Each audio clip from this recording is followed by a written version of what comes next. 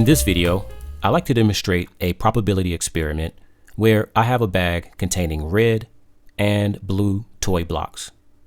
Now, let's say you reach into this bag and you pick a block without looking. You then replace the block and take another block. What is the probability that both of the blocks will be the same color? Now, in this experiment, you'll be picking a block twice. So you'll need to calculate the probability of two events, which is known as compound probability.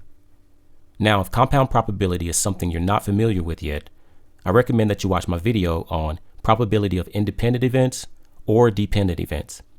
Either of those two videos can help bring you up to speed. You can find the links to those videos in the description below. Now, before we calculate the probability that both blocks will be the same color, I'm going to draw a tree diagram. Now, the tree diagram only provides an illustration of all possible outcomes. So please feel free to skip this portion of the video if you don't feel it's necessary and you just want to see how calculating the probability that both blocks will be the same color is done. So first, I'm going to draw two branches for the probability of the first event. One branch represents the probability of picking a red block, and the other branch represents the probability of picking a blue block.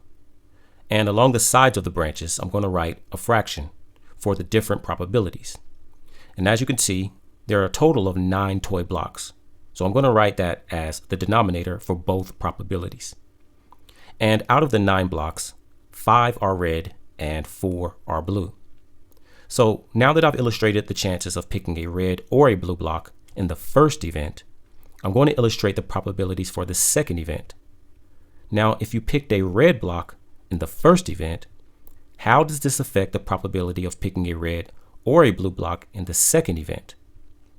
Well, remember, in the first event, you pick a block without looking.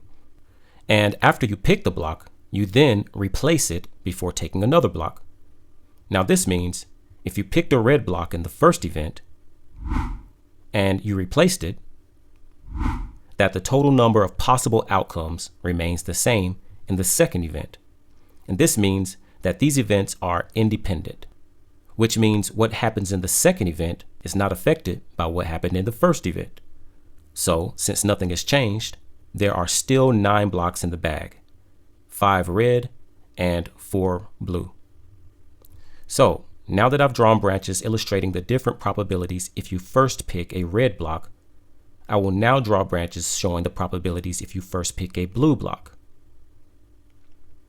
Now, remember, we've already demonstrated that these events are independent since you replaced the first block before taking another one. So, just like with the red block, if you first picked a blue block and replaced it, that the total number of possible outcomes remains the same in the second event. So, since nothing has changed, there are still 9 blocks in the bag, 5 red and 4 blue. Now, let's calculate the probability that both blocks will be the same color. Now, calculating the probability that both blocks will be the same color means there's a chance that both blocks will be red or that both blocks will be blue. So first, I'll calculate the probability that the first block is red and the second block will also be red, which is done by multiplying the first and second event. And next, I'll calculate the probability that the first block will be blue and the second block will also be blue, which again is done by multiplying the first and second event. Now again, calculating the probability that both blocks will be the same color means the following. There's a chance that both blocks will be red, or there's a chance that both blocks will be blue. And to calculate the probability that both blocks you pick will be the same color, you'll need to add the probability of picking 2 red blocks with the probability of picking 2 blue blocks. So let's start by calculating the probability of picking 2 red blocks. Well, in the first event, the probability of picking a red block is 5 out of 9. And in the second event, the probability of picking another red block is also 5 out of 9.